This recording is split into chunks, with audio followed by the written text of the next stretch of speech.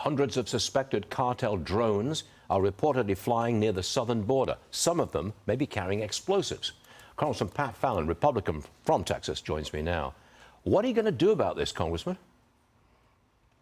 Well, Stuart, we've seen over the last 3.5 years an absolute failure and no commitment at all from the Biden administration to secure the damn border.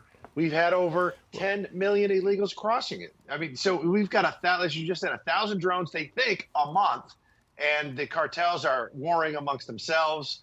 They're always jockeying for position and turf and money. Go ahead. They got these drones, I guess, on the Mexican side of the border, but we can't shoot them down, can we?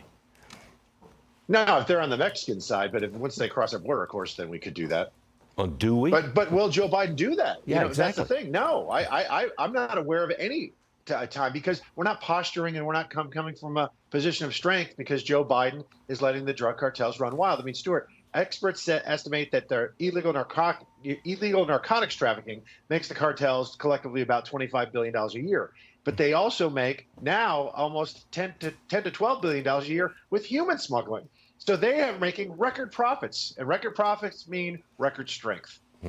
A new NBC report claims that the number of migrants seeking shelter in border towns and in some major cities has actually dropped. Is that what you're seeing in Texas? And why is this happening? Are they just moving out of these towns?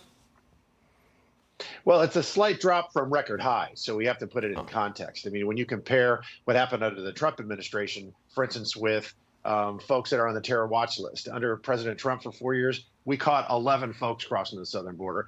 Under Joe Biden, it was 375. Chinese nationals were 400 or 500 a year. Under President Trump, it's almost 34,000 this past fiscal year. And 3 million total illegal crossings as opposed to almost 11 million. So you see how the border is busted wide open. So it's not record highs, but it's still way worse than it was when President Trump was in office. Governor Abbott is telling hospitals in Texas to ask their patients about their immigration status. He wants to use the information so we can figure out the cost of migrant health care. I'm sure you're in support of that one, Congressman.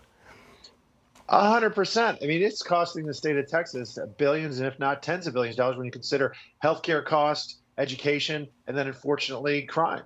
And you've seen, Stuart, the people that live along the southern border in Texas are overwhelmingly of Hispanic extraction, and they are leaving the Democratic Party in droves to come to the Republican Party because they're sick of the chaos, the cartels, and the crime. They're just tired of it. By the way, Congressman, one of our guests, Ken Fisher, a very successful investor, passes along his best wishes to you. He is one of your constituents, and he likes you. Ken Fisher's a great American, and he runs a world-class operation, and he is one of my 900,000 bosses, yes. Congressman Fallon, you have a great weekend. See you again soon, I hope. Thank you, sir.